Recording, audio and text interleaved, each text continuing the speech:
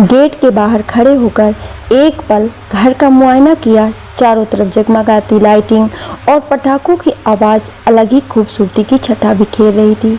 अंदर से आती ढोलकी की आवाज़ और उस पर थिरकते हुए गाने और औरतों की हंसी ठिठोली और फिर मेहमानों का जमावड़ा, क्या कुछ नहीं था। चांदनी ने सब देखा और एक लंबी आह भरी, जैसे किसी जंग के लिए खुद को तैयार कर रही हो। आपी, आप यहाँ क्या कर रही हैं? अंदर नहीं जाना है क्या? निखत ने आते ही सवाल दागा। हाँ, बस चल ही रही हूँ, चांदनी ने सर हिलाकर जवाब दिया। मन का भारीपन चेहरे पर ना उभरे, इसलिए चेहरे पर गज भर की हंसी चिपका रखी थी। यूं भी वो यही तो करती आई थी। अंदर का माहौल देखकर उसे हैरत नहीं हुई। उसकी सोच के मुताबिक बच्चे को सब घेरे खड़े थे। दादी आ के बलाएं ले रही थी। घूम घूम के वो मिठाइयाँ बांटने के लिए डिब्बे संभाल रही। श्री, आखिर खुशी की बात थी ही मिसेज आलम अब दादी बन चुकी थी। सास से एक ओहदा ऊपर बढ़ गई थी तो खुशी तो लाजमी थी। यूँ भी लोगों को मुख से ज़्यादा ब्याज से लगाव होता है। चांदनी बेटा, अच्छा हुआ तुम आ गई। अब किचन तुम संभालो। वैसे भी बेटी आ गई है तो माँ का किचन में क्या काम, मुझे किस बात की फिक्र। मिसेज आलम अपने अंदाज में ही बल खाती चली गई। पीछे से चांदनी ने फीकी इस्माइल दी थी। ऐसा नहीं था कि वो खुश नहीं थी। खुश क्यों ना होती, वो भी तो बुआ बनी थी। लेकिन पिछले महीनों का रवैया आंखों में घूम गया था, जिसकी वजह से वो आने से कतरा रही थी और ना चाहते हुए भी मन में कड़वाहट घुल गई थी। लेकिन चाचा के फ़ोन करने के बाद उसे यहाँ आना ही पड़ा। वैसे भी ये तो रस्मी दुनिया है। अपना काम पड़े तो लोग गधे को भी बाप बना लेते हैं। फिर तो यहाँ मुफ्त की नौकरानी मिल रही थी। चांदनी ने सारे गिले शिकवे की पोटली बांधी और अंधेरे कुएं में धकेल के लग गई अपने काम में। आज बच्चे का नामकरण था, इसलिए वो जल्दी जल्दी हाथ चलाने लगी। यहाँ गिने चुने लोगों को बुलाया गया था क्योंकि पार्टी बात करनी थी, इसलिए गिन के अभी कुछ 20-25 मेहमान आए थे, जिनमें से अपने खानदान और कुछ करीबी थे। भाभी, आपको पानी ज़्यादा गर्म तो नहीं लग रहा है? अगर गर्म है तो और ठंडा कर दूं? चांदनी ने सवाल किया था। अरे चांदनी, जच्चा है, सारा शरीर टूटा होता है, पानी ठंडा क्यों दे रही हो? पता है ना इस टाइम कितनी सावधानी रखनी पड़ती है। खैर छोड़ो, ये दुख भी किस्मत वालों को मिलता है, तुम क्या समझोगी। ये पहला कटाज था जो चाची के हवाले से आया था और उन्होंने अपने जुमले को अदा करके चांदनी को मातृत्व का एहसास दिलाना जरूरी समझा था। रहने दो भाभी, ये क्या जाने, माँ को ना ये सब पता होता है। माँ बनी होती तब ना जानती कैसे क्या होता है। देख चांदनी, अब मियाँ आए तो खुद को अच्छे डॉक्टर से दिखा लो। भाई, अकेला आदमी कोई आदमी है? मेरी सना बेटी को देखो, शादी के साल भर के अंदर ही बच्चा हो गया। ससुराल वाले पूरे नाज उठाते हैं उसके, और इस बेचारी को देखो, शादी के 7 साल हो गए लेकिन अब भी गोद सूनी है। बुआ की बातों में चिंता कम और ताना ज़्यादा नज़र आ रहा था। चांदनी का दिल किया कि वो चीख चीख कर कहे, मैंने अपने मन से अपनी गोद सूनी रखी है, या मेरा बच्चा नहीं तो मुझे जीने का अधिकार नहीं है। लेकिन दिल के फफोले दिल में ही रह गए और होठों ने चुप्पी साध ली।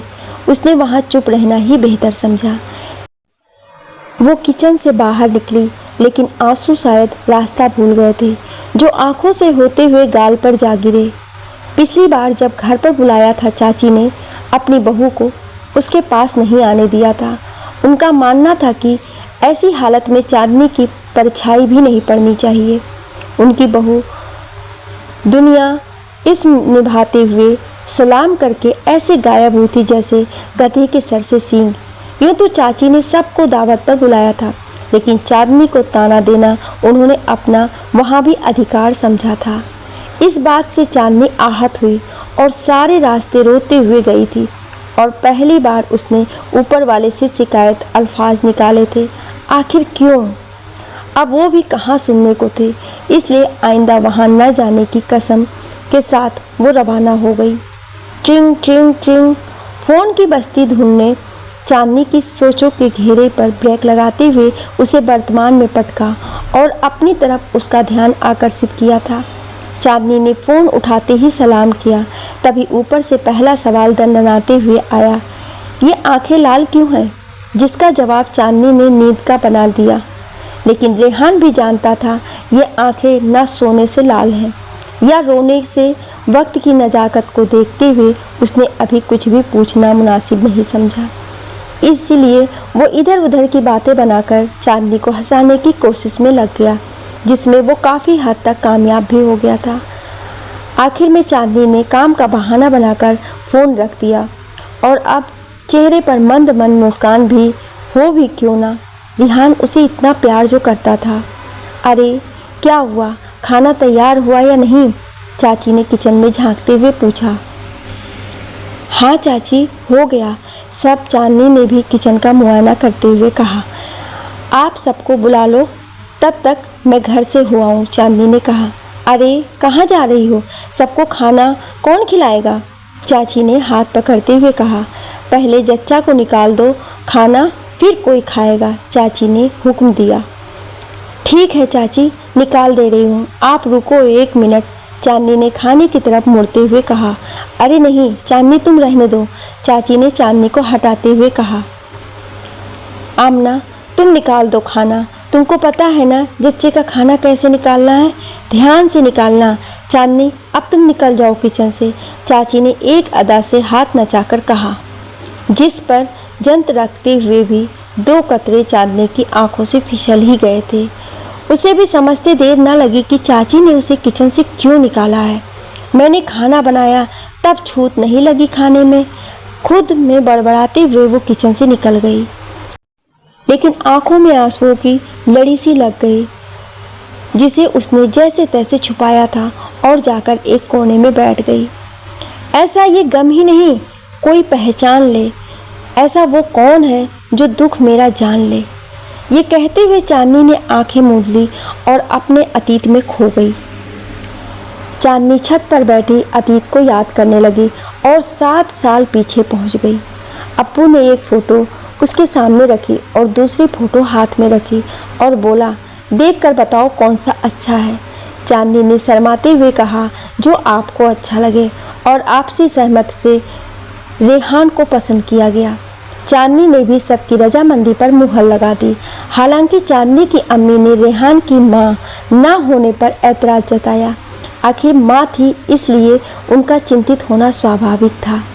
चांदनी के पिताजी ने सबसे राय की घर में, और चांदनी की अम्मी की बातों पर गौर किया गया। सबने एक राय में बोला, जिसकी मां नहीं होती उसकी शादी नहीं होती क्या? चांदनी के अप्पू ने चांदनी को राय दी कि वो रेहान से बात करे और उसके मन मिजाज को जान ले। आखिर जिंदगी तो दोनों को ही बितानी है।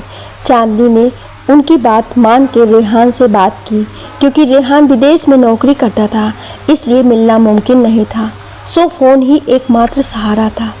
धीरे धीरे बात करते हुए चांदनी और रेहान ने अपने दिल की अदला बदली भी कर ली। फिर इंतज़ार का दौर चला। रेहान किसी भी हालत में चांदनी को अपना बना लेना चाहता था, इसलिए उसने अपने वतन आने के लिए बोले, जल्दी जल्दी हाथ चलाओ, बारात किसी भी पल आने वाली होगी। ये चांदनी के अब्बू थे, जो सुबह से इधर उधर दौड़ भाग कर रहे थे। वो कोई कमी नहीं छोड़ना चाहते थे। बेटी की शादी में हर बाप की तरह वो भी सारे अरमान पूरे करना चाहते थे, इसलिए खुद जाकर सारी तैयारियों का जायजा ले रहे थे। इधर रेहान के पांव जमीन पर नहीं टिक रहे थे। उसे लग रहा था कब वो पहुँचे और चांदनी को ले आए। हाल तो कुछ ऐसा चांदनी का भी था।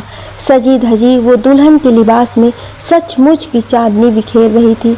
आखिरकार सबका इंतज़ार खत्म हुआ और 3 खूबसूरत कबूल है कबूल है कबूल है लफ्ज़ ने चांदनी को रेहान का तकदीर बना दिया। कितना खूबसूरत है ना ये लफ्ज़, कबूल है कबूल है कबूल है। रेहान की नज़रें सिर्फ चांदनी को निहार रही थी, जिसे चांदनी ने भी महसूस किया था। चांदनी सबको रुला के बाबुल की चौखट छोड़ रेहान की हकदार हो गई थी और आंखों में सपने सजाए वो पिया के घर चली आई। रेहान उसका बहुत ख्याल रखता था। घर में उसको सास की थोड़ी कमी जरूर खलती थी, लेकिन रेहान ने उसे बखूबी पूरा कर रखा था। कुल मिलाकर रेहान एक अच्छा पति साबित हुआ। देखते ही देखते शादी के 2 महीने बीत गए। रेहान और चांदनी बहुत खुश थे एक दूसरे का साथ पाकर। कुछ दिनों से चांदनी की तबीयत बहुत ख़राब रह रही थी। उसे टाइफाइड हो गया था, जिसकी वजह से रेहान थोड़ा परेशान रहता था, लेकिन चांदनी उसे समझा देती थी। आखिरकार वो वक्त भी आया जब रेहान के जाने का वक्त हो गया। रेहान जाना नहीं चाहता था और चांदनी की ऐसी हालत में छोड़कर तो बिल्कुल नहीं। सारी रात रेहान और चांदनी की आंखों में बीती। दोनों नहीं चाहते थे इस रात को सुबह बस वक्त यहीं थम जाए, लेकिन वक्त था कि हाथ से रेत की तरह फिसलता जा रहा था। रेहान चांदनी की ढेरों हिदायतें और बातें समझा रहा था। चांदनी की तबीयत खराब देखकर पहले तो सबको लगा कोई खुशखबरी है, लेकिन चांदनी ने ये बात सिरे से खारिज कर दी। अपनी शुरुआती दिनों में रेहान और चांदनी ने तय किया, हम पहले खुद इतना सशक्त बनेंगे ताकि ये जिम्मेदारी उठा सकें। आजकल के परिवेश में बच्चों को अच्छी परवरिश देना बहुत चुनौतीपूर्ण काम था, इसलिए दोनों ने तय किया हमें अभी बच्चा नहीं चाहिए। खैर, रेहान जाने के लिए भारी मन से तैयार हुआ, लेकिन चांदनी को देखकर उसका दिल टूट सा रहा था। ये बात चांदनी भी समझती थी, इसलिए उसने अपने चेहरे पर मुस्कान सजा ली थी ताकि रेहान कमज़ोर ना पड़े। रेहान ने चांदनी के माथे पर किस किया और कहा, अपना ख्याल रखना, सबसे मिलकर रहना। ये कहते हुए वो कमरे से निकल गया। चांदनी बस उसे खुद से दूर होते ताकती रह गई। एक रोटी की खातिर कितने मजबूर हो गए, क्या देश क्या घर बार सबसे दूर हो गए। रेहान के जाने के बाद उसका कई दिनों तक मन नहीं लगा, घर जैसे काटने को दौड़ता था। रेहान का भी कुछ यही हाल था, लेकिन वो अपने दिल को समझाकर चांदनी को कहता, बस कुछ दिन की बात है, ये दिन भी यूं ही निकल जाएंगे। रेहान और चांदनी ने अपनी तरफ से कोई कमी नहीं छोड़ी थी परिवार को जोड़े रखने में, लेकिन रेहान के जाने के कुछ दिन के बाद में सब ने अपने असली रंग दिखाने शुरू कर दिए थे। चांदनी पर पहला कटाक्ष उसकी चाची सास ने ये कहते हुए किया कि उनके खानदान में अभी तक कोई बहू ऐसी नहीं है जिनको इतना समय लगा हो बच्चा होने में। उनका ये जुमला चांदनी को नागवार गुजरा था। ना चाहते हुए भी वो चुप रही, क्योंकि जाने अनजाने में वो उनकी निजी ज़िंदगी में दखलंदाजी कर रही थी। अब वो सबसे थोड़ी ना कहती कि हमने अभी बच्चा नहीं करने का सोचा है, सो उसने चुप्पी साधना ही बेहतर समझा। एक दिन तो हद ही हो गई। जब अपनी जिठानी के बच्चे को गोद में उठाया तो उसकी बड़ी जिठानी ने ये कहते हुए बच्चा उसकी गोद से ले लिया कि बच्चे खिलाने का इतना शौक़ है तो खुद का पैदा करो। ये सुनकर चांदनी को ऐसा लगा जैसे उसने बच्चे को उठाकर कोई जुर्म कर दिया है। उस दिन और आज के दिन तक उसने किसी बच्चे को गोद में नहीं उठाया था। उसके दिल में डर बैठ गया था, कहीं कोई उसकी गोद से अपना बच्चा न छीन ले। पहले तो ये बातें उसने रेहान से छुपा के रखी थी, लेकिन धीरे धीरे उनके तालों में इतना होता इजाफा रेहान के कानों से भी जा टकराया था। अब तो हर बात में उसे बाँझ का ताना मिलने लगा था, जिसे याद करके एक सर्द लहर उसके दिल पर बीती थी। तभी निखत ने उसके पास आकर उसकी सोचों पर ब्रेक लगाया। आपी चलो सबको खाना खिलाओ। चाची चांदनी भारी मन से नीचे आई, बुला रही हैं। दिल का जख्म फिर से ताज़ा हो चुका था, लेकिन फिर भी उसने सारे फंक्शन में अच्छे से भाग लिया और मन की पीड़ा को कुछ देर के लिए दिल में दफन कर दिया था। उसने सबको अच्छे से खाना खिलाया और सारे काम खत्म किए और करीब रात के 11:30 बजे अपने घर जाने को तैयार हुई। तभी मिसेज आलम ने उसे मिठाई का डिब्बा थमाते हुए ये कहा, चांदनी ध्यान रखना, इस बार ऐसा हो कि ये मिठाई का डिब्बा मुझे वापस मिले। उन्होंने इस अदा से कहा जैसे चांदनी जानबूझकर मां नहीं बन रही है। जाते जाते भी उसके आंखों में आंसुओं की लड़ी लग गई। चांदनी झलकती आंखों के साथ बिस्तर पर आई। ऐसा कोई पहली बार नहीं था। वो अक्सर रात करवट बदलते और रोते गुजारती थी। वो अभी सोचों में गुम ही थी कि उसके फ़ोन पर रेहान का नंबर चमका। वो जानती थी रेहान उससे क्या पूछने वाला है, जिसके लिए वो खुद को तैयार करने लगी। उसने फ़ोन को उठाया और सलाम किया। रेहान ने सलाम का जवाब दिया और चांदनी को खोजती नज़र से देखने लगा और चांदनी नज़रें बचाने की कोशिश करने लगी। चांदनी का ऐसा बुझा बुझा चेहरा देखकर रेहान के दिल के 100 टुकड़े हो गए थे। उसने भारी मन से बोलना शुरू किया, तुम वहाँ क्यों गई थी? रेहान ने पहला सवाल दागा। चांदनी खामोश थी और रेहान जवाब के इंतजार में था। फिर चांदनी ने खुद को समेटा और धीमे से मिमियाते हुए बोला, जान चाचा ने कॉल किया इसलिए जाना पड़ा, नहीं जाती तो वो बुरा मान जाते। चांदनी ने बहलाने की कोशिश की। रेहान ये बात जानता था। उसने बस इतना कहा, मेरी बीवी की कोई बेइज्जती करे या उसकी आंखों में किसी ने आंसू लाए, मैं उसको छोड़ूंगा नहीं। रेहान दबे गुस्से में बोला, क्योंकि उसे पता था वहाँ क्या हुआ होगा। वो बात दोहरा के चांदनी को तकलीफ नहीं पहुँचाना चाहता था, इसलिए नपे तुले लहजे में बोलने की कोशिश की। चांदनी रेहान को देखकर मुस्कुराई। उसे रेहान पे टूटकर प्यार आया, जैसे रेगिस्तान में उसकी बंजर ज़मीन पर हरियाली आ गई हो और उसका अंग अंग खिल गया हो। वो अपना सारा गम भूल गई। यूं ही रेहान ऐसे ही तो करता था। पति पत्नी का रिश्ता भी होता ही ऐसे है। जिंदगी की राह में एक थके तो दूसरा उसे हौसला देता है। यहाँ भी ऐसे ही था। जब वो थक के हारने लगती तो रेहान उसकी ढाल बनकर खड़ा हो जाता था। इधर उधर की बातें करने के बाद उसने नींद का बहाना बनाकर उसने फ़ोन रख दिया, लेकिन उसको नींद कहाँ आने वाली थी। वो ना चाहते हुए भी एक बार फिर अपने अतीत में कुछ टटोलने लगी, जहाँ उसे खाली हाथ लौटना था। हो हाँ, हम तो दुश्मन हैं ना। एक तुम्हारी बीवी ही सिर्फ सच्ची और सती सावित्री है, मिसेज हैदर हाथ नचाते हुए बोली। चांदनी खामोश खड़ी थी। उसे कुछ समझ नहीं आया कि वो क्या बोले। शादी को 2 साल से ऊपर हो गए हैं, लेकिन अभी तक तुम्हारी औलाद नहीं है। समाज में हम क्या मुंह दिखाएंगे? लोग भी तो हमसे पूछ रहे हैं ना, इसलिए मैं तुम्हारी दूसरी शादी करवाना चाहता हूँ। रेहान के वक्त लौटने के बाद चांदनी और रेहान के उनके बड़े भाई के पास पेशी हुई थी। जब रेहान के भाई ने उसे दूसरी शादी का फैसला सुनाया था और दुनिया भर का ज्ञान दिया था। ये सब सुनकर रेहान गुस्से से आग बबूला हो गया। फिर भी उसने बड़े भाई का लिहाज करते हुए अपने गुस्से पर जब्त रखते हुए कहा, ऊपर वाला हमें जैसे रखे, औलाद दे या ना दे, मैं चांदनी को तलाक नहीं दूंगा, ना ही दूसरी शादी करूंगा। वो 2 टूक कहता हुआ चांदनी को वहां से लेकर निकल गया। हालांकि चांदनी ने रेहान को समझाने की कोशिश की थी कि वो दूसरी शादी कर ले, लेकिन ये चांदनी को पता था वो कितने बार टूट के और कितनी हिम्मत से अल्फाज निकाले थे। रेहान ने चांदनी से सवाल किया, ठीक है मैं दूसरी शादी कर लूँगा, लेकिन तुम इसकी गारंटी देती हो कि उससे मेरी औलाद होगी?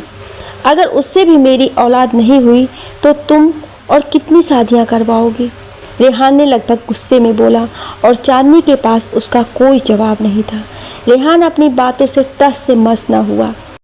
चांदनी रेहान को अपना जीवन साथी पाके अपनी किस्मत पर रश्क करने लगी।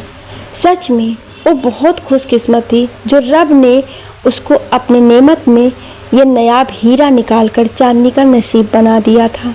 लेकिन दुनिया की रस्में निभाने के लिए उनको दुनिया के साथ चलना ही था। रेहान जब आता चांदनी के साथ बहुत हंसी खुशी से रहता और ये देखकर सबके सीने पर सांप लौटते थे। सब एक जुबान में बोलते, बताओ बांझ पर इतना लाड लुटा रहा है, अभी जवानी है ना, समझ नहीं आ रहा है, बुढ़ापे में समझ आएगा। अरे तुम्हें नहीं पता, मुझे तो लगता है कुछ करा कर खिला दिया है इस कलमुही ने, तभी मियाँ इतना लट्टू है। कुछ ऐसे ही अल्फाज चांदनी के कानों से टकराते, लेकिन रेहान के सामने किसी का मुंह नहीं खुलता था। पीठ पीछे सब बातें बनाती रहती। ये बात रेहान भी अच्छे से जानता था, इसलिए वो और जलाने के लिए चांदनी के लाड़ उठाता था। इन सब के बीच रेहान का फिर से जाने का वक्त आ गया। उसकी छुट्टियां ख़त्म हो गई थी। वक्त जैसे पंख लेकर उड़ गया था। वो जाना नहीं चाहता था, लेकिन भारी मन से फिर उसने चांदनी से विदा ली और चांदनी यहाँ फिर अकेले रह गई। वो जा रहे हैं मेरे पहलू से ऐसे, साथ उनके जान जा रही हो जैसे। रोक लूँ उन्हें दिल की ये फरमाइश है, लेकिन हालातों ने कहा अजब सी ये ख्वाहिश है। उसने पहली बार उम्मीद लगाई थी, लेकिन रब को शायद कुछ और ही मंजूर था और अपने उम्मीद की किरचियाँ उसने खुद ही बटोरी थी। इधर रेहान के अब्बा की तबीयत भी खराब रहने लगी। चांदनी पूरे दिल से उनकी और घर वालों की सेवा करती थी, लेकिन उनके रवैये में कोई बदलाव नहीं आया था। कई बार उसका हौसला जवाब दे देता, लेकिन वो ससुर और अपने पति के खातिर फिर से खुद को समेट लेती। औरत की यही तो कहानी है, टूटना बिखरना उसके व्यक्तित्व की पहचान है। ससुर चांदनी को अपनी बेटी की तरह मानते थे, जिसका मान चांदनी ने भी बखूबी रखा था। पूरे घर में एक वही थे जिन्हें चांदनी की फिक्र रहती थी। चांदनी उनके पास जाकर ढेरों बातें करती और अपना मन हल्का कर लेती। हालांकि मिस्टर नईम अपने अनुभव और जिठानियों की चालबाजियों के बारे में बताते, लेकिन चांदनी बस हंस के टाल जाती थी। ऐसा नहीं था कि वो समझती नहीं थी, बस वो मन में कोई खटास नहीं लाना चाहती थी। आखिर उसका यहाँ से मन बेजार होने लगा, इसलिए उसने सोचा मायके का चक्कर लगाऊं। रेहान को यही तो बस चाहिए था कि कैसे वो मायके जाने के लिए राजी हो, क्योंकि रेहान अपने घर वालों के बारे में जानता था, इसलिए वो चांदनी को मायके आने को कह रहा था। लेकिन हर बार चांदनी ससुर की तबीयत का बहाना बना देती और रेहान भी चुप हो जाता। यूँ भी जब रेहान ने मिस्टर हैदर की बात नहीं मानी तो उन्होंने किनारा कर लिया। उन्हें बहुत धक्का लगा था रेहान ने उनकी बात क्यों टाली, इसलिए घर में और दिल में उन्होंने दीवार खड़ी कर ली, जिसका रेहान को दुख तो बहुत हुआ, लेकिन उसने चांदनी को जाहिर नहीं होने दिया। चांदनी को मायके आए कुछ 1 महीना हुआ था, लेकिन रेहान नहीं चाहता था वो घर पर जाए, इसलिए उसने बहाना बना रखा था कि मैं आने वाला हूँ, दोनों साथ चलेंगे। इसलिए चांदनी भी रुकी थी, लेकिन उसका दिल अपने ससुर की तबीयत पे अटका हुआ था। तभी एक खबर आई जिससे चांदनी को बहुत धक्का लगा। चांदनी के ससुर बहुत सीरियस कंडीशन में हॉस्पिटल में भर्ती थे और वो लगातार चांदनी से मिलने को कह रहे थे। चांदनी ने जब सुना, वो झट से ससुराल जाने के लिए तैयार हो गई। वो अभी रास्ते में ही थी कि उसके ससुर का इंतकाल हो गया। आखिरी समय में वो वहाँ नहीं थी और वो क्या कहते थे, राज उनके साथ चला गया था, जो कहने के लिए वो उससे मिलने के ख्वाहिशमंद थे, और ये रह रहकर चांदनी को कचोटता था। मिस्टर रहीम के बाद सारे रिश्ते और मोह का बंधन टूट गया था। अब चांदनी का वहाँ रहना जैसे नाको चने चबाना था। अब उसकी जेठानियाँ उसके सामने अपने बच्चे को नहीं आने देती, उसके हाथ से कुछ खाने देती। ये सब देख के उसका दिल बहुत दुखता था। ऐसा कोई दिन नहीं होता जिस दिन उसके आंखों में आंसू नहीं बहते थे। अब लाने के तौर पर उसे रोज सुनने को मिलता, अगर बच्चा होना होता तो कैसे भी हो जाता। अरे बहन, पिछले जन्म का पाप है जो इस जन्म में मिल रहा है, पता नहीं कब बाँझ का मुंह देखना छूटेगा। दिन रात हमारी छाती पर बैठी रहती है। बताओ, हमारी भी बहुएं आने वाली हैं, क्या प्रभाव पड़ेगा उन पर। उसे रोज ही ऐसे सुनने को मिलता था जब उसकी जेठानियाँ मोहल्लों की औरतों के साथ मजलिस लगाकर बैठा करती थी। अब चांदनी को इसकी आदत सी हो गई थी, लेकिन दिल कितना भी मजबूत क्यों ना हो, ऐसी बातें सुनकर दिल जख्मी हो ही जाता था। अब वो रेहान को अपने वतन आने के लिए जिद करने लगी। रेहान भी सब समझता था, इसलिए वो भी आने की कोशिश करता। रेहान के आने से पहले उसने सारा चेकअप कराया, लेकिन उसमें कोई कमी नहीं निकली। ये बात सुनकर वो खुशी से फूले न समाई, जैसे उसे जीने का मकसद मिल गया हो। डॉक्टर ने उसे समझाया, पति पत्नी को कम से कम 3 महीने साथ रहना ज़रूरी है, उसके बाद हम जान पाएंगे दिक्कत कहाँ आ रही है। उसने रेहान को बताया तो वो भी घर आने के लिए कोशिश करने लगा। वो भी जल्दी से जल्दी चांदनी के पास आ जाना चाहता था। रेहान अपने वतन लौट आया और इस बार दोनों ने एहतियातन डॉक्टर को भी दिखाया था। इस बार उन दोनों को पूरी उम्मीद थी कि कोई अच्छी खुशखबरी मिलेगी। तभी रेहान के भाई का रिश्ता तय हुआ और उन दोनों को वहां जाने के लिए रवाना होना पड़ा। हालांकि चांदनी थोड़ा जाने से हिचकिचा रही थी, वो जाना नहीं चाहती थी, लेकिन वो रेहान का मुंह देखकर जाने के लिए तैयार हुई। यूं भी जब मिस्टर नईम की जब तबीयत बिगड़ी थी, वो चांदनी से कहा करते थे कि वो सब का शादी ब्याह कर दिए हैं, पता नहीं वो जिंदा रहें या ना रहें। उनके छोटे बेटे का भी शादी करके उसका घर बसा दें। वही बातें चांदनी याद करके बेमन जाने के लिए तैयार हुई। वहाँ ससुराल में रेहान को देखते ही बड़े भैया लोगों ने अपने हाथ झटक लिए और सारे पैसे रेहान को ही लगाने थे। रेहान थोड़ा परेशान हुआ कि उसने कभी शादी ब्याह की जिम्मेदारी नहीं उठाई है, वो कैसे सब करेगा। रेहान ने दूसरी शादी से मना कर दिया था, इसलिए बड़े भाई उससे खफा रहते थे और उन्होंने सारे कामों से अपना पल्ला झाड़ लिया था। ये बात रेहान बखूबी समझता था। उसको थोड़ा दुख हुआ, फिर उसे अपने पापा की कही बात याद आ गई, इसलिए अपना फर्ज समझकर उसने अपने छोटे भाई की शादी करने का बीड़ा उठाया। इधर चांदनी की कुछ दिनों से तबीयत थोड़ी खराब रहने लगी थी। काम के चक्कर में वो ध्यान ही नहीं दे रही थी। घर में इतना सारा काम फैला हुआ था, उसे समझ ही नहीं आ रहा था वो कैसे क्या करे। अरे चांदनी, तुम ठीक तो हो?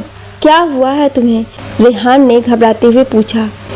पता नहीं रेहान, बहुत सर चक्कर दे रहा है, थकावट सी लग रही है, अजीब सा जी हो रहा है, चांदनी ने बताया। काम के चक्कर में तो बिल्कुल खाना पीना ही त्याग दिया है। जब जानती हो कि घर में तुम्हें कोई पूछने वाला नहीं है तो खुद तो ध्यान रखना चाहिए ना। मैं कहाँ कहाँ देखूँगा? रेहान थोड़ा झुंझलाते हुए, थोड़ा परेशान होते हुए बोला। रेहान, मैं बिल्कुल ठीक हूँ, आप कुछ ज़्यादा ही परेशान हो रहे हैं, उसने समझाया। हाँ, हमारी तो आंखें ही नहीं हैं, हमें नहीं कहीं नहीं दिखता है, रेहान ने तंज कसते हुए कहा। रेहान को ऐसे देखकर चांदनी को उस पर टूट कर प्यार आया। चांदनी को कुछ भी हो जाए तो रेहान ऐसे ही परेशान हो जाता था। कुछ नोक झोंक और कुछ रस्साकसी में देवर की शादी जैसे तैसे बीत गई। तब रेहान और चांदनी ने चैन की सांस ली थी। एक दिन रेहान और चांदनी कमरे में बैठे हुए थे, तभी रेहान की बहन ने दरवाजे पर दस्तक दी। अपनी बहन को दरवाजे पर देखते ही रेहान ने कहा, आपी, आप आइए ना अंदर, बाहर क्यों खड़ी हैं? रेहान की बहन ने कहा, मैं तुम दोनों से कुछ कहना चाहती। रेहान ने कहा, हाँ हाँ आपी, क्यों नहीं, बोलिए क्या कहना चाहती हैं? रेहान ने कुछ परेशान होते हुए पूछा। उसे लगा कि कोई परेशानी की बात होगी। बहन भाई का प्यार भी हो, ऐसा है, बहन को जरा सा भी परेशानी में देखकर भाई परेशान हो ही जाता है। रेहान की बहन ने बोलना शुरू किया। मेरे ससुराल के पास एक माता रहती है, वो बहुत ही पहुंची हुई है, उनके पास दूर दूर से लोग दिखाने आते हैं और एक ओझा भी है। एक काम करो, इन दोनों से तुम दिखाओ, आखिर हमारा भी तो दिल करता है हम भी बुआ बने। घर भर में नज़र दौड़ा लो, सबकी औलाद हो गई है, एक तुम लोग ही ऐसे हो, वो परेशान होते हुए बोली। रेहान की बहन की ये बात सुनकर रेहान और चांदनी एक दूसरे को देखने लगे। ठीक है आपी, आप पता बता देना, मैं जाकर इन्हें दिखाऊंगा। रेहान बस इतना ही बोल पाया। रात को कमरे में, क्या हुआ रेहान, आप इतना परेशान क्यों हैं? रेहान को चुपचाप देखकर चांदनी ने सवाल किया। मैं कल तुमको आपी के बताए पते पर ले चलूँगा, वरना उसको बुरा लगेगा और तुम भी मुझे सुनाओगी। इतना कहकर वो चुप हो गया।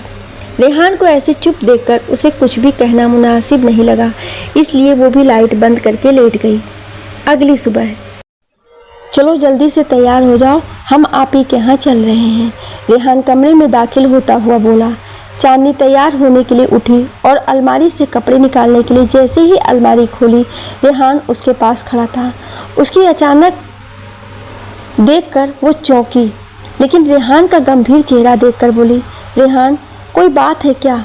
कल से देख रही हूँ आप बहुत परेशान दिख रहे हैं, मैं तुमसे कुछ कहना चाहता हूँ। और उसे सोफे पर बैठाया। रेहान ने सपाट शब्दों में कहा। चांदनी ने एक नज़र रेहान के चेहरे की तरफ देखा।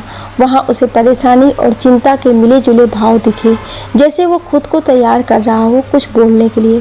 चांदनी, मेरा वहाँ जाने का बिल्कुल भी मन नहीं है, लेकिन अगर मैं तुमको यहाँ नहीं ले गया तो आप ही को बहुत बुरा लगेगा। तुम तो जानती ही हो, अब अम्मी के गुजर जाने के बाद बहनों ने ही माँ बाप का प्यार दिया है। मैं उनकी बात नहीं टाल सकता।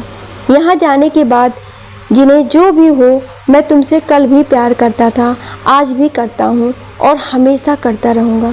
तुम मेरे लिए हमेशा अनमोल हो। रेहान परेशान होते हुए बोला और आंखों से आंसू आ गए, जिसको रेहान ने छुपाने की नाकाम कोशिश की थी। रेहान को इस तरह देखकर चांदनी के दिल के 100 टुकड़े हुए।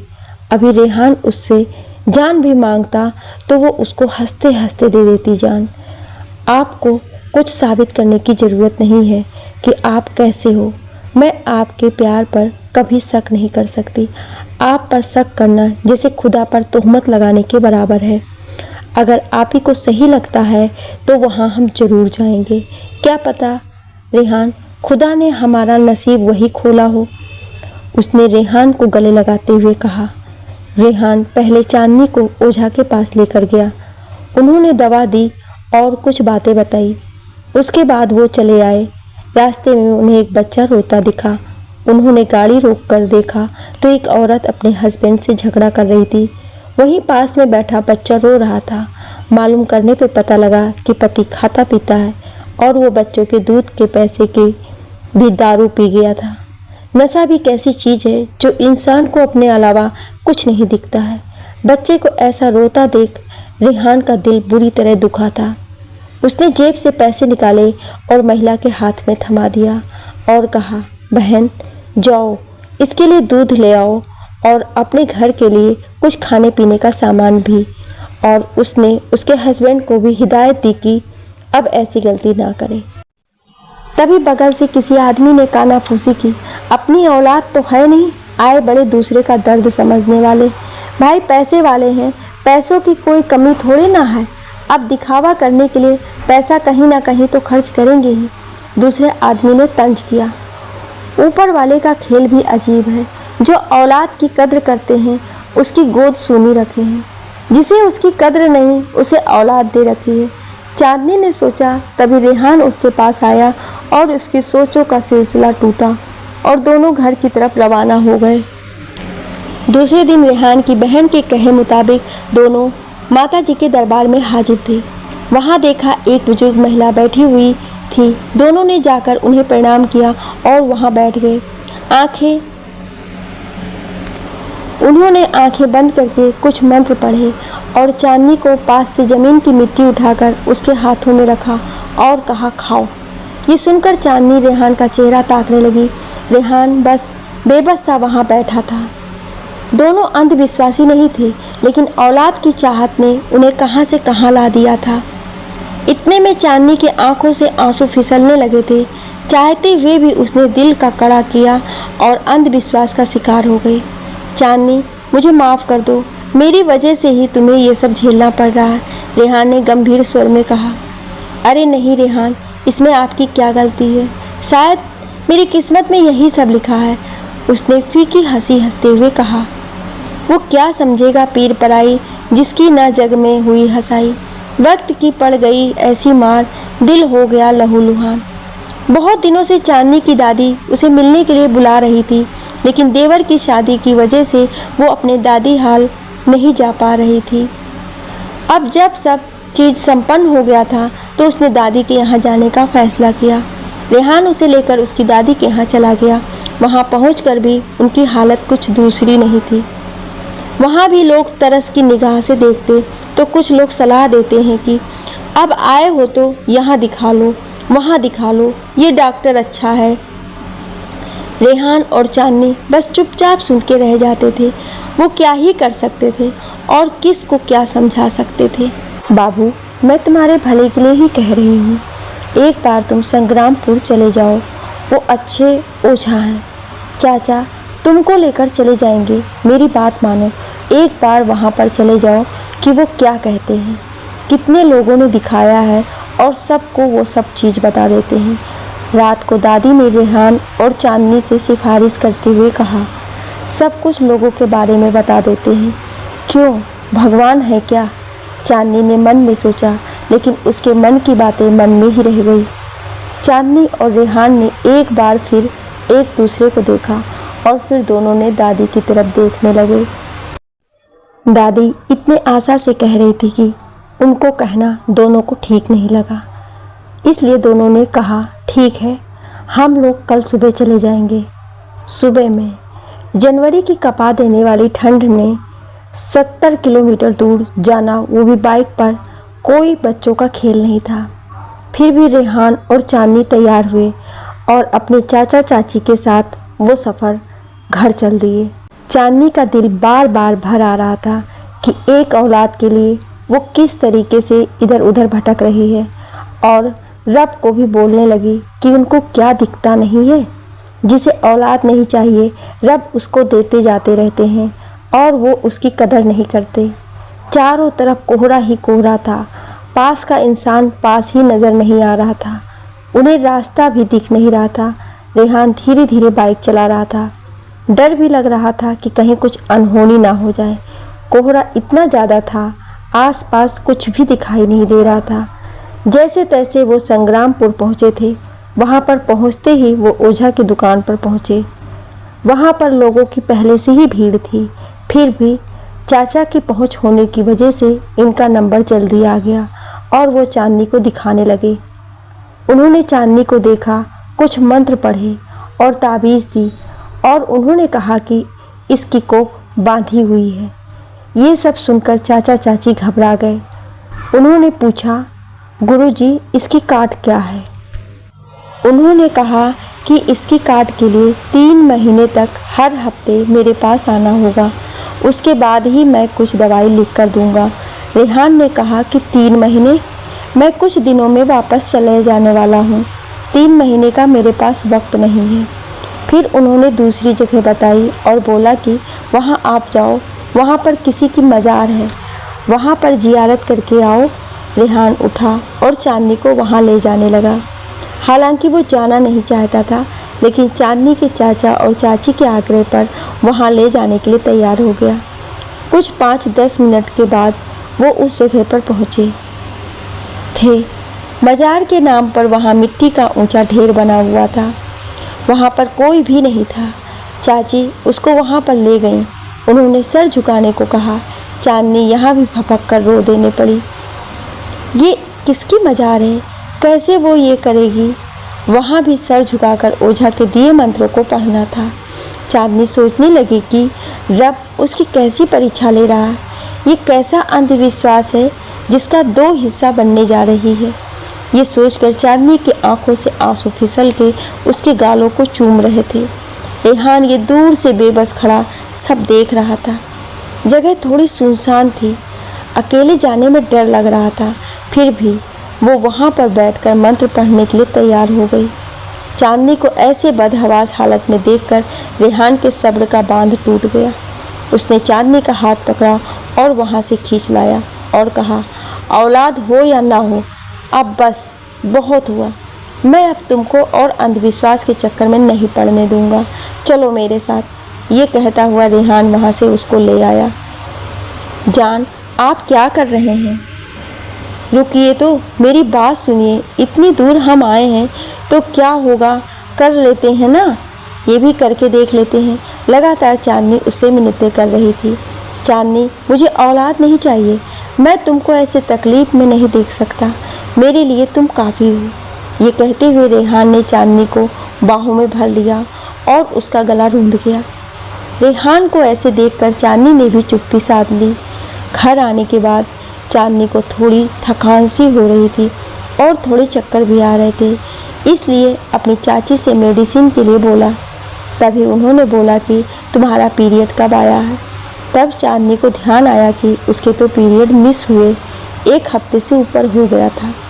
तब उन्होंने कोई किट लाकर उसके हाथों में थमाई, जिससे प्रेगनेंसी चेक करते हैं। चांदनी को इसके बारे में पता नहीं था, लेकिन चाची के बताए तरीके से उसने चेक किया तो पता लगा कि वो माँ बनने वाली है। ये सुनकर रेहान और चांदनी की खुशी का ठिकाना नहीं था। वो दिल में हजारों सपने सजाए अपने घर आने के लिए तैयार हुए। चांदनी के पाँव ज़मीन पर नहीं पड़ रहे थे। वो बार बार सजदे में जाती तो कभी रब का शुक्रिया अदा करती। हर बार उसकी आंखों से आंसू छलक रहे थे। ये आंसू भी अजीब चीज़ है, दुख में भी छलकती है और खुशी में भी छलकती है।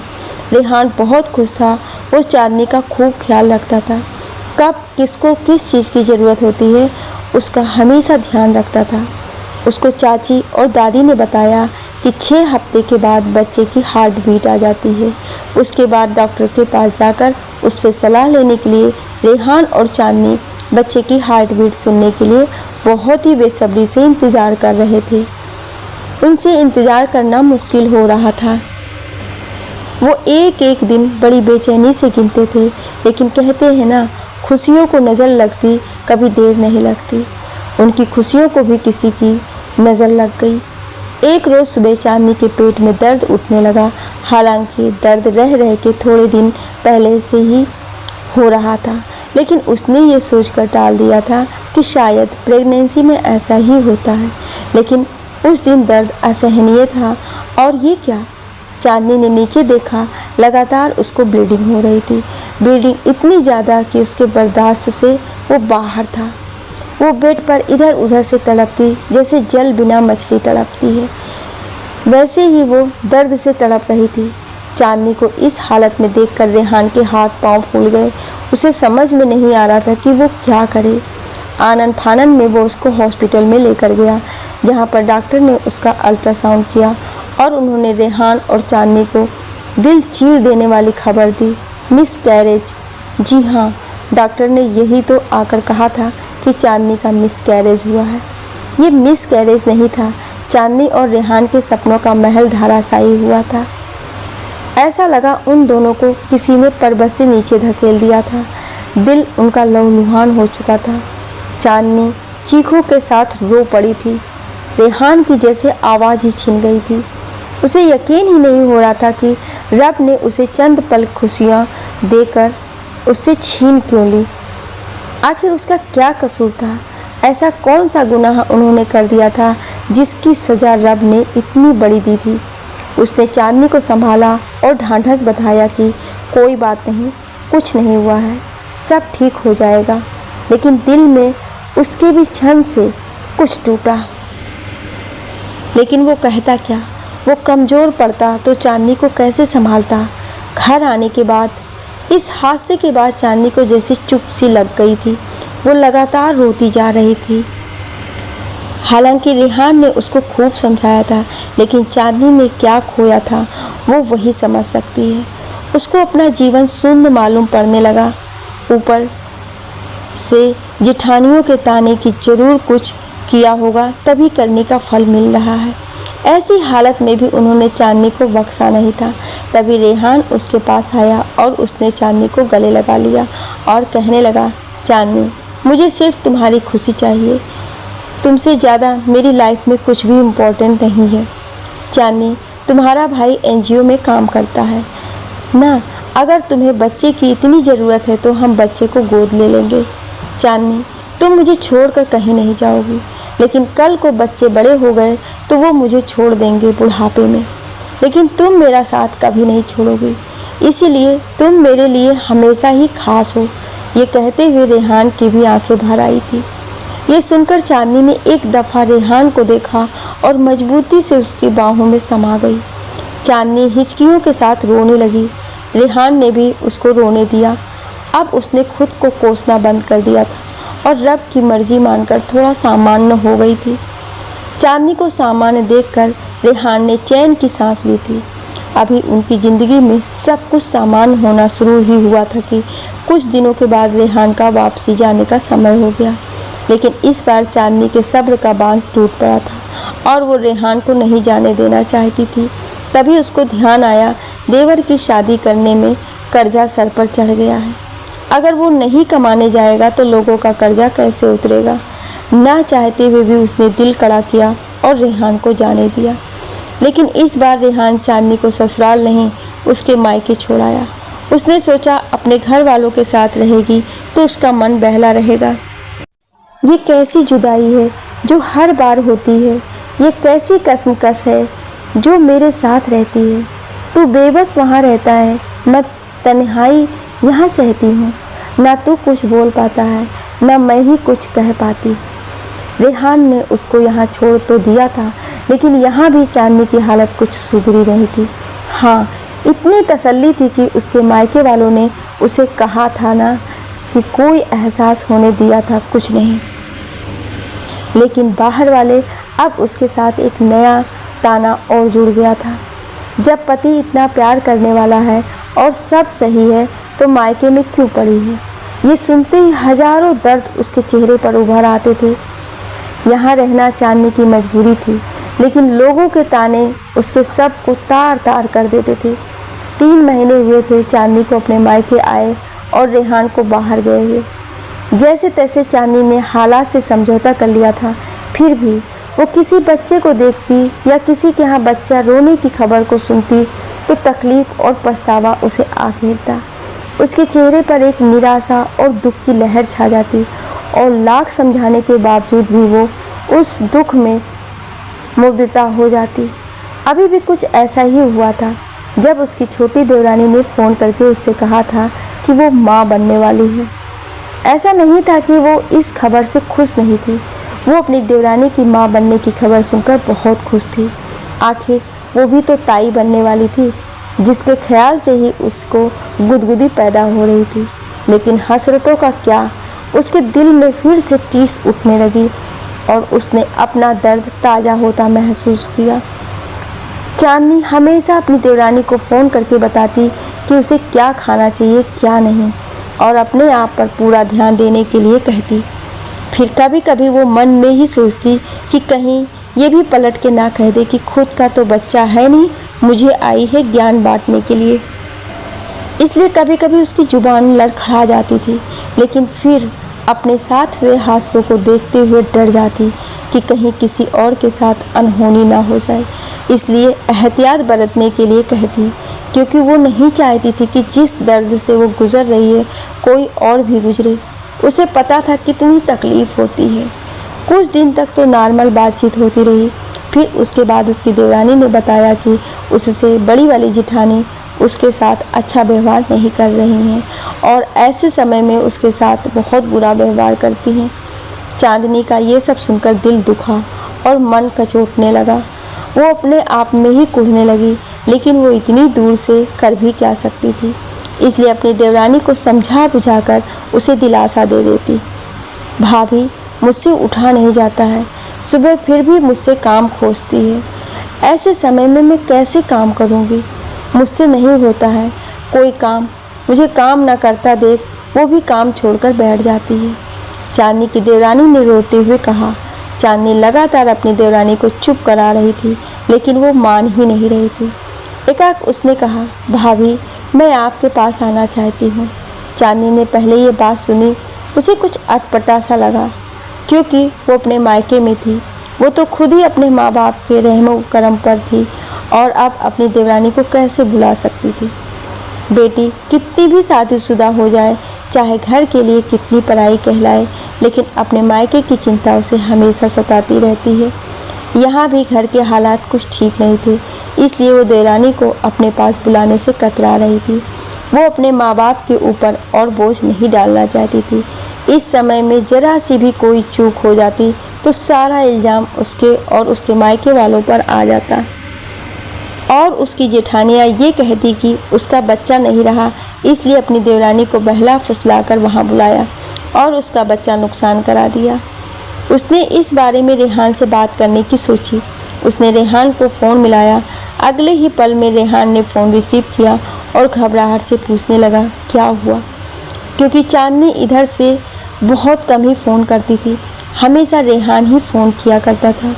वो तभी रेहान के पास कॉल करती थी जब कोई बहुत ज़रूरी बात होती थी। उसे लगा कि कोई बड़ी बात है, तभी चांदनी ने मेरे पास कॉल किया है। रेहान को अपने लिए चिंता करते हुए देख चांदनी को अच्छा लगा। फिर उसने कहा, नहीं जान, कोई ख़ास बात नहीं है, मैंने आपसे कुछ पूछने के लिए कॉल किया है, आप फ्री हो? चांदनी ने उसकी घबराहट दूर करते हुए कहा, हाँ हाँ बोलो, फ्री हूँ, क्या कहना है? रेहान ने चैन की सांस लेते हुए कहा। वो जान, छोटी देवरानी और बाबू देवर यहाँ मेरे पास आने के लिए कह रहे हैं, चांदनी ने बताया। क्या उनका दिमाग खराब हो गया है? वो यहाँ पर आकर क्या करेंगे? रेहान थोड़ा उलझते हुए बोला। अरे जान, पहले बात तो पूरी सुन लीजिए। चांदनी ने रेहान को ऐसे उलझता देख के बीच में टोका। भाभी उनको अच्छे से नहीं देख रही हैं। आपको पता है ना उसकी ऐसी हालत है, उसमें उसको परेशान होना सही नहीं है, चांदनी ने रेहान को समझाते हुए कहा। रेहान ने सोचते हुए कहा, आना चाहते हैं तो आने दो, कोई मुश्किल नहीं है, लेकिन उनको बोल देना कि कहीं पास में रूम ले ले। भले ही उनके रूम का खर्चा, खाने पीने की व्यवस्था तुम देखना और आते जाते उनसे मिलते रहना। वो जितना तुम्हारे घर से दूर रहें उतना सही है। ऐसा ना हो कल को कुछ हो और सारा इल्ज़ाम तुम पर या तुम्हारे घर वालों पर आए। मैं वैसे ही मजबूरी में तुमको छोड़कर वहाँ पर आया हूँ। अपने घर वालों की वजह से बिना मतलब तुम्हारे घर वालों को गुनहगार नहीं बना सकता, रेहान ने गंभीरता से कहा। रेहान का सुझाव चांदनी को भी ठीक लगा। वो भी रेहान की बात से इत्तेफाक रखने लगी। कुछ दिन बाद, ठीक है, जब तुम्हें वहाँ दिक्कत है, कोई तुम्हारा ख्याल नहीं रख रहा है और तुम्हें डर है कि तुम्हारे साथ कुछ अनहोनी हो जाएगी, तो तुम लोग आ जाओ, चांदनी ने कहा। ठीक है भाभी, आपको तो पता है मेरी ऐसी हालत है, तो नीचे के फ्लोर वाला कमरा ढूंढना, उसने कहा। चांदनी ने अपनी मम्मी से कहकर हर जगह कमरे तलाश किए जो आसपास हो और निचले फ्लोर पर हो, लेकिन इतनी जल्दी कमरा मिलना मुश्किल था। फिर भी उसने अपनी तरफ से पूरी कोशिश की। अंत में चांदनी अपने एक रिलेटिव के पास कमरा खाली देखा। हालांकि चांदनी को वो कमरा उतना अच्छा नहीं लगा। चांदनी की मम्मी ने कहा कि कुछ दिन हमारे पास रह जाएंगे, उसके बाद देखेंगे। चांदनी ने भी सोचा कि माँ ठीक कह रही है, कुछ दिन यहाँ पर रह ले, उसके बाद दूसरे रूम में शिफ्ट कर देंगे। 15 दिन के बाद हम यहाँ पर लव कुश चौक पर खड़े हैं, यहाँ से किधर आना है? चांदनी की देवरानी ने कॉल करके पूछा। अच्छा, तुम लोग वहीं पर रुको, ऐसी हालत में ज़्यादा चलना ठीक नहीं है। मैं अपने भाई को भेज रही हूँ, वो तुम्हें बाइक पर ले आएगा। मैं आती हूँ, चांदनी ने जवाब दिया। अगले ही पल उसने अपने भाई को भेजा अपनी देवरानी को लाने के लिए। वो और देवर सामान लिए साथ में आ गए। जब दोनों घर पर आ गए तो उसने देवरानी को आराम करने के लिए कहा और उनके खाने पीने का इंतज़ाम किया। चांदनी बहुत खुश थी कि उनके घर नन्हा मेहमान आने वाला है। उसने सोचा कि उसके जीवन का खालीपन खत्म हो जाएगा। वो अपनी तरफ से भरपूर कोशिश कर रही थी सब अच्छा हो, किसी को शिकायत का मौका ना मिले। चांदनी अपनी देवरानी का पूरा ख्याल रखती, उसे कोई भी काम को हाथ नहीं लगाने देती थी। उसने अपने घर वालों को भी मना कर रखा था उससे कोई ना काम करवाए। 2 दिन तो शांति से गुजरे। फिर उसने कहा, भाभी आपने कहाँ रूम लिया है? हमें वहाँ जाना है। अभी जाने की क्या ज़रूरत है? मम्मी ने कहा है कि कुछ दिन रुक जाओ, वो कमरा उतना सही नहीं है, कोई दूसरा रूम देख लेंगे तो वहाँ चले जाना। लेकिन वो नहीं माने। चांदनी ने सारी बात रेहान को बताई। रेहान ने भी कहा कि ठीक है, अगर वो नहीं मान रहे हैं तो तुम उसी रूम में शिफ्ट करा दो। चांदनी ने आधा सामान तो अपने घर से दिया और खाने पीने वाला सामान उसने खरीद कर दे दिया था। चांदनी उनसे कुछ दूरी पर रहती थी, लेकिन वो कभी उधर नहीं जाती थी। उसे अच्छा नहीं लगता था कि किसी की प्राइवेसी को भंग करे। हर इंसान की अपनी प्राइवेसी होती है जिसमें वो किसी की दखलंदाजी बर्दाश्त नहीं करता। कुछ दिनों के बाद उसकी देवरानी ने कहा, भाभी कब हॉस्पिटल जाना है? चांदनी ने कहा, मैं इनसे पूछ लेती हूँ, जब कहेंगे तब चलेंगे। उसने रेहान को सारी बात बताई कि देवरानी को उसको हॉस्पिटल ले जाना है। जाने क्यों रेहान इस बात से उखड़ सा गया। उसने कहा कि अगर तुमको कहीं लेकर जाना है उनको मुझसे पूछना चाहिए था ना। तुम्हें नहीं जाना है उसे लेकर, जिसको ले जाना है वो मुझसे पूछे। मेरी बीवी किसी की गुलाम नहीं, कहा रेहान ने बिगड़ते हुए। चांदनी को इस बात से थोड़ा दुख तो हुआ, लेकिन वो क्या कर सकती थी।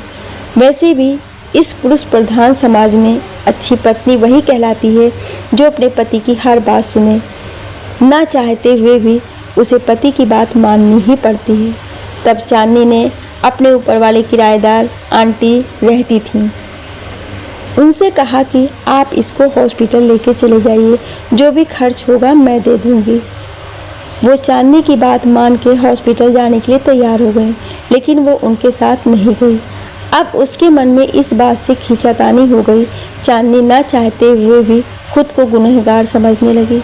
चांदनी हॉस्पिटल नहीं गई थी, इस बात का उसकी देवरानी ने बहुत बवाल बनाया। अरे साथ जाने के लिए ही तो कहा था, कौन सा पहाड़ तोड़ने को कहा था।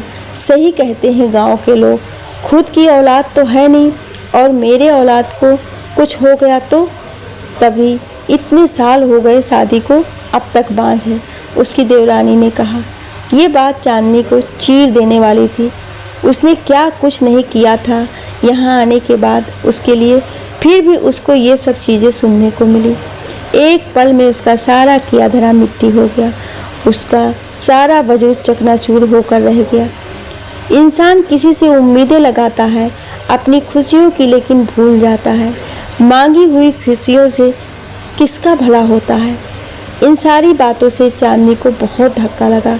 उसे समझ में नहीं आ रहा था कि किसको दोष दे, अपनी किस्मत को, पति को या खुद को। आखिर उसने क्या बिगाड़ा था जो हर बार उसे जिल्लत उठानी पड़ती है। क्यों उसको हर जगह ऐसे ताने सुनने को मिलते थे। उसकी औलाद नहीं है तो इसमें उसका क्या दोष है। ये कोई बाजार में मिलने वाली चीज़ है क्या जो वो खरीद के ले आए।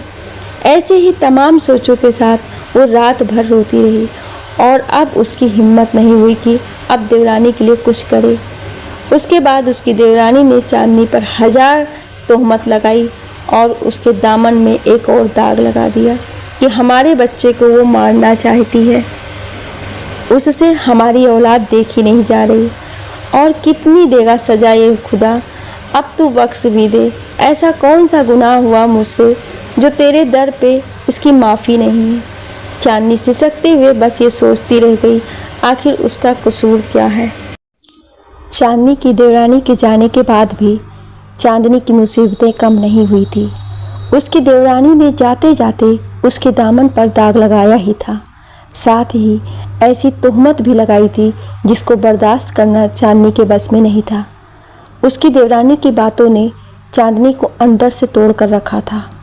वो हर पल सोचती कि एक अजन्मे बच्चे को मारे। वो इतनी भी गिरी हुई नहीं थी। मेरी अपनी औलाद नहीं है, ये खुदा की मर्जी है। मैं किसी को जीवन दे नहीं सकती तो उसका जीवन ले कैसे सकती हूँ। वो फूट फूट कर रो दी। उसके दुखों में एक और टीस जुड़ गई थी। उसका बस नहीं चल रहा था कि वो क्या करे और कैसे समझाए कि मैंने ये पाप करना तो दूर सोचा भी नहीं था। मैंने तो सोचा था कि उस बच्चे के आने के बाद मेरे जीवन में थोड़ी खुशियाँ आएंगी, लेकिन जैसा हुआ मैंने वो तो नहीं सोचा था। चांदनी की देवरानी अपने गांव पहुंच गई और वहां जाने के बाद उसने चांदनी को आड़े हाथों लिया था। सही कह रही हूँ चाची, वो मेरे बच्चे को मारना चाहती थी। ऊपर से तो देखने में बड़ी शरीफ लगती है, लेकिन अंदर की एकदम घुन्नी है। मुझे नहीं पता था कि वो ऐसी है। अगर मुझे पता होता तो मैं उनके पास जाती ही नहीं। मैं भोली यही समझती थी कि वो मेरी अपनी है। चांदनी की देवरानी ने औरतों के सामने तेसुए बहाते हुए चांदनी के बारे में लंबा चौड़ा बयान दिया। चुप हो जाओ बहन, आजकल के ज़माने में यही तो है। अपनी रोटी भी छुपाकर खानी पड़ती है। कोई किसी का सुख देखने वाला नहीं है। बताओ, अपनी औलाद है नहीं तो दूसरे की औलाद के साथ ऐसा करेगी। इसीलिए तो ऊपर वाला उसकी अब तक गोद सूनी रखा है। पैसा ही सब कुछ नहीं होता। इतना पति प्यार करता ही है, पैसा कमाता ही है, तब भी गोद सूनी की सूनी है। उनमें से एक औरत ने तंज कसते हुए कहा था। चांदनी ससुराल से लेकर मायके तक उसकी थू थू हो रही थी। चांदनी की देवरानी ने पूरी हाय तौबा मचा रखी थी, सो अलग। इन सब से चांदनी बहुत टूट गई थी। किसी ने उससे पूछने तक की जहमत नहीं की थी। जिसकी सज़ा उनको दी जा रही है, उसने वो जुर्म किया भी है या नहीं। उसने इतना मानसिक दबाव ले लिया था कि उसको नर्वस ब्रेकडाउन हो गया और वो एक शाम ऐसे ही बेहोश हो गई। आनन फानन में उसके घर वाले उसको हॉस्पिटल ले गए, जहाँ से वो कोमा में चली गई। जब डॉक्टर से पूछा गया कि क्या बात है, तब डॉक्टर ने बताया कि आगे के 24 घंटे बहुत महत्वपूर्ण हैं। अगर इनको 24 घंटे में होश नहीं आया तो फिर उसके बाद हमें पता नहीं ये कब तक कोमा में रहेगी, 2 साल, 5 साल, 10 साल या आजीवन। डॉक्टर ने धमाका किया। इस बात का इल्म जब रेहान को हुआ तो इसका दिमाग एकदम सुन्न हो गया, जैसे वो अपने होशो हवास खो बैठा। बदहवासी में वो फौरन एयरपोर्ट की तरफ भागा। एयरपोर्ट से वो सीधा हॉस्पिटल आया था। हॉस्पिटल में आते ही आईसीयू में चांदनी को मशीनों में जकड़ा देखकर उसका दिल पूरी तरह टूटा था। अपने समाज में मर्द को किसी के सामने रोने की इजाज़त नहीं है, लेकिन चांदनी को ऐसे देखकर रेहान बच्चों की तरह फूट फूट कर रोया था। उसने शिकायती अल्फाज निकाले, खुदा तूने ये कैसा समाज बना दिया जहाँ पर किसी को लोग चैन से जीने तक नहीं देते।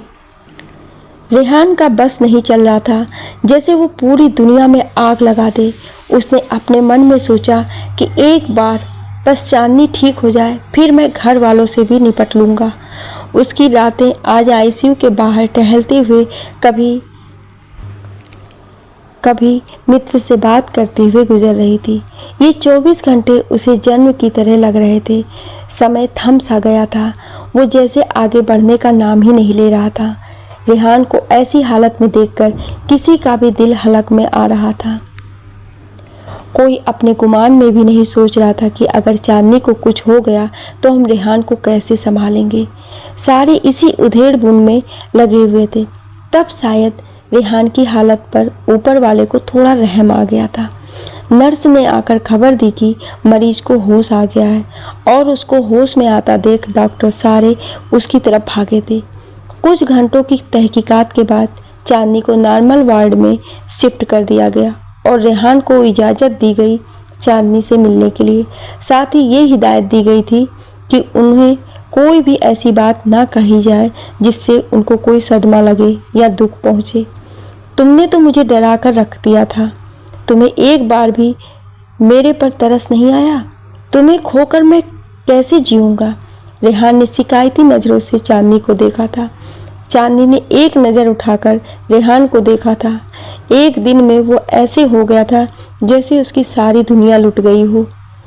दुनिया ही तो लूटने वाली थी। रेहान को ऐसी हालत में देखकर चांदनी थोड़ा शर्मिंदा सी हुई। रेहान ने फिर बोलना शुरू किया, मैं कितनी बार कह चुका हूँ चांदनी, मुझे बच्चा नहीं, मुझे तुम चाहिए। तुम मेरी ज़िंदगी में हो तो सब कुछ है। तुम्हें मेरी बातों पर भरोसा नहीं जो तुम दूसरों की बातों को दिल पर लगा बैठी। और तुम कैसी हो क्या मैं नहीं जानता? जो तुम्हें सफाई पेश करने की ज़रूरत पड़ेगी। हमारा रिश्ता इतना तो कमज़ोर नहीं है।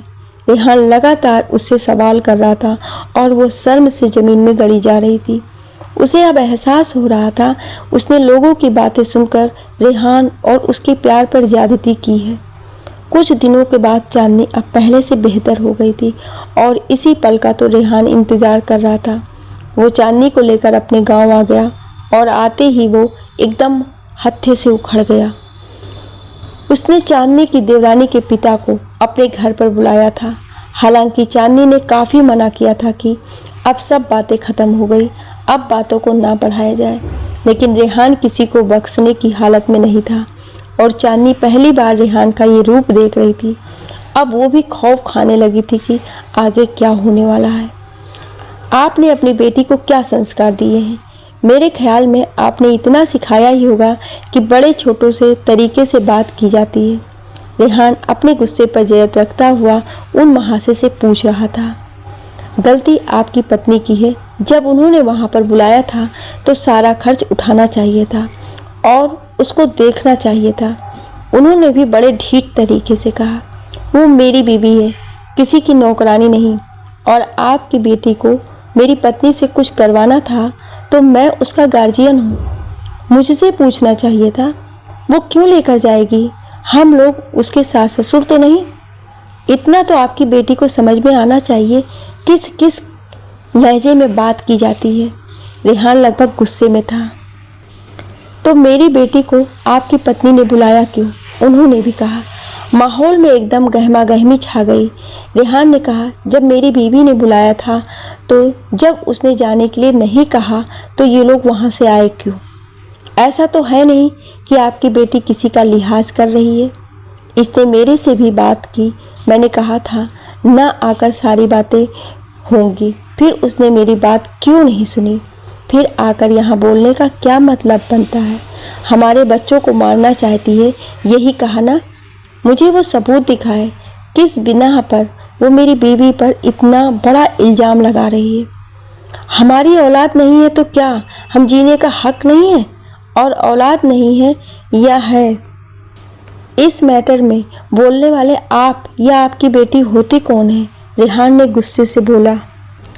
आखिरकार 2 घंटे के आरोप प्रत्यारोप के बाद मामला शांत हुआ और चांदनी की देवरानी ने अपनी गलती मानते हुए सबसे माफ़ी मांगी। वही रात कमरे में, जान आपको ऐसे बात नहीं करनी चाहिए थी, देखे ना कितनी बात बढ़ गई थी। चांदनी ने चिंता जताते हुए कहा, जैसा बोलेंगे वैसा सुनेंगे और सुनाना भी जरूरी था। अब लोगों का मुंह बंद रहेगा और बोलने से पहले 100 बार सोचेंगे, रेहान ने सहजता से कहा। फिर भी जान, ऐसे किसी को घर में बुलाकर ये सब बातें करना अच्छी बात तो नहीं है। चांदनी थोड़ा परेशान हो रही थी। हाँ, अच्छी बात नहीं है, लेकिन उनकी बेटी ने ही उन्हें ये दिन दिखाया है और इतना कहना भी जरूरी था। छोड़ो ना, तुम भी क्या बातें लेकर बैठ गई हो? रेहान उबते हुए बोला। जान कितने दिन के लिए छुट्टी पर आए हैं? चांदनी ने मायूसी से पूछा। कितने दिन के लिए? मैं अब कहीं नहीं जा रहा। मैं हर समय अपनी बीवी के साथ रहूँगा और फिर मेरी बीवी को बच्चा भी तो चाहिए, उसकी भी तो तैयारी करनी है। रेहान ने शरारत से चांदनी का हाथ खींचते हुए कहा। मैंने ऐसा कब कहा? चांदनी शर्मा के रेहान की बाहों में थत मैं सिमट गई। जब हम सिमट के आपकी बाहों में आ गए, लाखों हसीन ख्वाब निगाहों में आ गए। रेहान को यहाँ पर आए लगभग 2 महीने हो चुके थे। इन 2 महीनों में एक भी दिन ऐसा नहीं था जब आकर लोगों ने उसे सलाह ना दी हो डॉक्टर के पास दिखाने की। कभी कभी इन सब से वो इतना ऊब जाता था कि लोगों से उलझ भी जाता था। मुझे अब समझ में आ रहा है तुम यहाँ कैसे रहती होगी।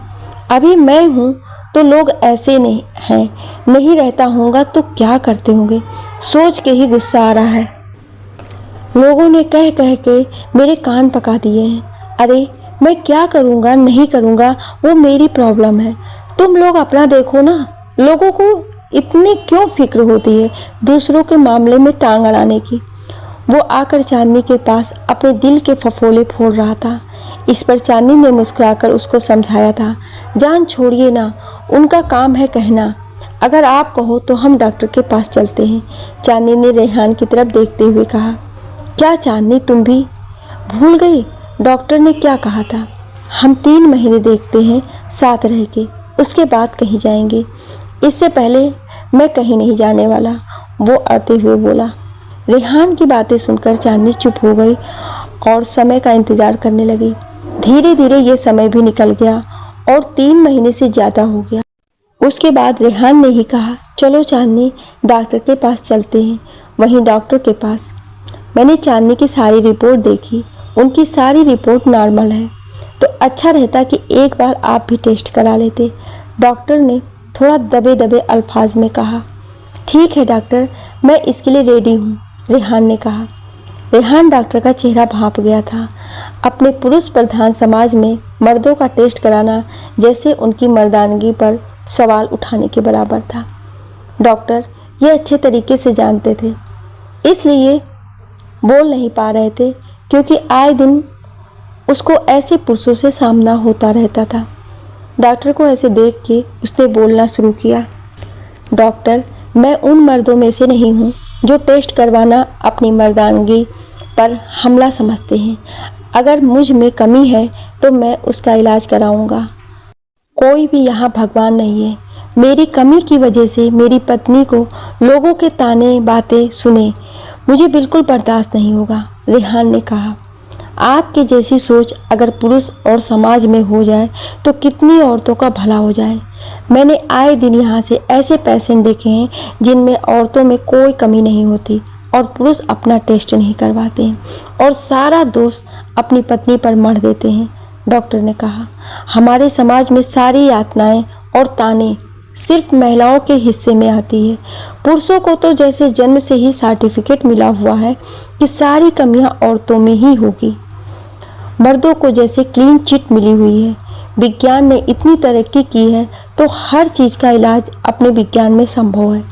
जितनी भूमिका महिलाओं की ही है उतनी ही भूमिका पुरुषों की होती है एक बच्चा पैदा करने में, डॉक्टर ने समझाते हुए कहा। चांदनी मन ही मन ऊपर वाले का शुक्रिया अदा करती और रेहान के लाखों बलाएं लेती। वो समाज के बाकी पुरुषों से एकदम अलग था। रिपोर्ट आने के बाद, देखिए मैंने आपकी सारी रिपोर्ट स्टडी की है। आप में थोड़ी कमी है जिसकी वजह से बच्चा होने में प्रॉब्लम हो रही है और हो भी गया तो मिसकैरेज होने की ज़्यादा चांसेस हैं। इसलिए मैं कुछ दवाएं लिख रही हूँ, आप खाइए, उसके बाद उम्मीद करते हैं हमें पॉजिटिव रिजल्ट मिलेगा। डॉक्टर ने रेहान को दवाई की पर्ची देते हुए कहा। ठीक है, कोई बात नहीं डॉक्टर, आप ही उस दिन बता रहे थे कि हमारे विज्ञान ने इतनी तरक्की कर ली है कि हर चीज़ का इलाज संभव है। रेहान ने पर्ची थामते हुए कहा। बिल्कुल रेहान जी, अपने विज्ञान ने इतनी तरक्की तो कर ही ली है कि वो लगभग हर इलाज करने में सक्षम है। फिर भी लोग अंधविश्वास के चक्कर में पड़ते हैं और इन्हीं की वजह से बाबा और मौलवियों की चांदी हो रही है, डॉक्टर ने अफसोस जताते हुए कहा। ये बात सुनकर रेहान ने नजरें झुका ली थी क्योंकि कुछ समय पहले जाने अनजाने में वो भी इस अंधविश्वास का शिकार हुआ था। 1 महीने बाद, चांदनी तुम ठीक तो हो ना? क्या हुआ है? चेहरा बिल्कुल पीला पड़ते जा रहा है, तुम ठीक तो हो ना? रेहान ने चिंता जताते हुए कहा। चांदनी ने हाथों में किट दिखाते हुए कहा, ये देखिए। रेहान नासमझी से किट को देखता है। क्या है इसमें? उसने हैरानी से पूछा। जान मुबारक हो, आप बाप बनने वाले हैं। चांदनी रेहान की तरफ देखते हुए चहकी। सच में? रेहान खुशी से झूम उठा। चलो तुम जल्दी तैयार हो जाओ, हमें डॉक्टर के पास जाना है। मैं पिछली बार वाली गलती नहीं करना चाहता हूँ। वो बिना देर किए चांदनी को डॉक्टर के पास ले गया और अगले ही पल वो डॉक्टर के पास मौजूद थे। इस बार चांदनी और रेहान ने डॉक्टर के सारे निर्देशों का पालन किया था। डॉक्टर ने सारे चेकअप और दवाइयाँ समय समय पर लेने को कही थी। रेहान एक पल भी चांदनी को अपनी नज़रों से दूर नहीं करता था। वो चांदनी का सारा काम अपनी निगरानी में करता था। चांदनी को कोई काम नहीं करने देता था और जितना हो सके उसे रेस्ट करने को बोलता था। वो कभी कभी इतना बेताब हो जाता था कि वो बस अब वो अपने बच्चे को गोद में ही ले ले। चांदनी उसकी ये बेताबी देखती और खुश होती। वो और चांदनी एक अलग ही दुनिया में थे। रेहान हमेशा बेटी की ख्वाहिश करता और चांदनी हमेशा बेटे की। इस बात पर दोनों की हल्की फुल्की प्यार भरी नोक-झोंक भी होती थी, जिसे देख के जेठानियों के कलेजे पर सांप लौटते थे। वो रेहान के सामने तो नहीं, लेकिन उसकी गैर मौजूदगी में कानाफूसी शुरू कर देती थी। बताओ, यही एक माँ बनी है। हम तो जैसे माँ बनी ही नहीं है। सर पर बिठा के रखा है इस डायन को। कुछ ऐसे ही शब्द उसकी जेठानियाँ उसके लिए निकालती थीं, लेकिन अब इन सब बातों से चांदनी को कोई फर्क नहीं पड़ता था। कुछ दिन बाद हॉस्पिटल में, आज चांदनी को लेबर पेन शुरू हुआ था, इसलिए उसे हॉस्पिटल में लेकर आए थे। रेहान बाहर बेचैनियों से टहल रहा था। उसे चांदनी और बच्चे की बहुत फिक्र हो रही थी। सच में माँ की ममता का गुणगान तो सब लोग करते हैं, लेकिन जो हॉस्पिटल के बाहर चक्कर काटते रहता है उसकी परेशानियाँ दबी रह जाती हैं। कुछ घंटे की मिन्नतें और इंतज़ार का सिलसिला आखिरकार ख़त्म हुआ। अब रेहान के कानों में वो खबर पड़ी जिसके लिए उसके कान तरस गए थे। थोड़ी देर बाद नर्स ने खबर दी, मुबारक हो, आप बाप बन गए हैं, लड़का हुआ है, वो भी जुड़वा, नर्स ने कहा। रेहान ये खबर सुन के खुशी से झूम उठा और अपने जेब से पैसे निकाल के नर्स के हाथ में रख दिए और कहा, लीजिए, पूरे हॉस्पिटल में मिठाई बंटवा दीजिए। उसने चांदनी के बारे में पूछा। नर्स ने बताया कि चांदनी बिल्कुल ठीक है और दूसरे ही पल वो चांदनी से मिलने के लिए भागा। वो इंतज़ार नहीं कर पा रहा था। कमरे में जाते ही उसने चांदनी से पूछा, कैसी हो? चांदनी ने कहा, ठीक है, और अपने बच्चे की तरफ इशारा किया। रेहान ने बच्चों को गोद में उठाया और उनके कान में अजान दी। उसके बाद उसने चांदनी से कहा, तुम्हारा बहुत बहुत शुक्रिया, तुमने मुझे इतनी बड़ी खुशी दी। साथ ही उसने अपने रब का भी शुक्रिया अदा किया। तेरी रहमतों से मुझे कब इनकार है मेरे खुदा। तू जब भी देता है अपने बंदों को उसकी औकात से बढ़कर देता है। धीरे धीरे कमरे में सारे रिश्तेदारों का हुजूम आ गया और मुबारकबाद का सिलसिला चलने लगा। आते ही सब पार्टी की डिमांड करने लगे। रेहान ने कहा, पार्टी तो ऐसी दूंगा पूरा गांव देखेगा। इसके साथ उन लोगों का मुंह लटक गया जो रेहान और चांदनी को खुश देखना नहीं चाहते थे। सबको ऐसे खुश देखकर चांदनी ने आंखें बंद कर ली और दिल ही दिल में रब का शुक्रिया अदा किया। आखिरकार उसे सब का फल मिल ही गया था। जाते जाते एक सवाल तो मैं भी करना चाहूँगी, किसी के दाम्पत्य के जीवन में दाग लगाना क्या उचित है? हम कैसे समाज में जी रहे हैं? किसी की कमियों का उपहास करते हैं और उसे ताना देते हैं। जाने ये कब मानसिकता हमारे समाज से जाएगी। मैंने समाज की बुराइयों को उजागर करने का बस एक छोटा सा प्रयास किया है। लिखने और बोलने में कोई त्रुटि हुई हो उसके लिए क्षमा प्रार्थी हूँ। आपको ये कहानी कैसी लगी हमें कमेंट करके ज़रूर बताएं और ऐसी ही कहानियाँ सुनने के लिए हमें सब्सक्राइब ज़रूर करें। Thank you.